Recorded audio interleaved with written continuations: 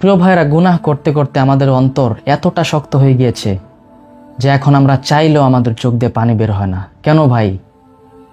মহান আল্লাহ তাআলা কোরআনে বলেছেন, ওয়া ইন্না মিনহা লামা ইয়াহবিতু মিন খাশিয়াতিল্লাহ। অর্থাৎ কিছু কিছু পাথর এমনও আছে যারা আল্লাহর ভয়ে কাঁদে। সুবহানাল্লাহ। প্রিয় ভাই, একবার চিন্তা করে দেখুন, বর্তমান সময়ে আমাদের অন্তর কিন্তু অনেক শক্ত হয়ে গিয়েছে।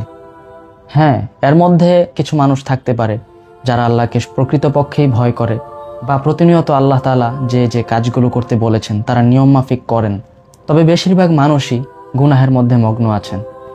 চলুন ভাই, এখনও সময় আছে। জীবনের সময় কখন ফুরিয়ে যায়, কখন এই হায়াত শেষ হয়ে যায়, এর কোনো গ্যারান্টি নেই। আজকে আমি ঘুমিয়ে থাকলে সকালে জীবিত উঠতে পারবো কিনা এর কোনো গ্যারান্টি নেই। আসুন আল্লাহর পথে চলি। রাসূল সাল্লাল্লাহু আলাইহি সাল্লাম যে পথ অনুসরণ করতে বলেছেন সেই পথকে আমরা অনুসরণ করি। আল্লাহ আমাদের তাওফিক দিন।